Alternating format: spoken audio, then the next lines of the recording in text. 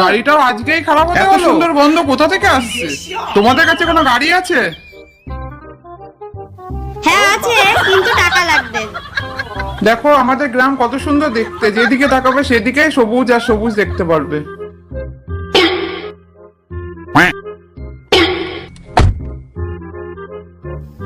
আগে তো রাস্তা বন্ধ।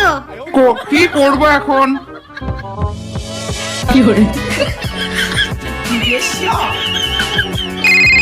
আরে কোথায় আছিস? আরে 2 মিনিটেই পৌঁছে যাবো, দাঁড়াও। তুমি ভিতরে যেতে পারবে না।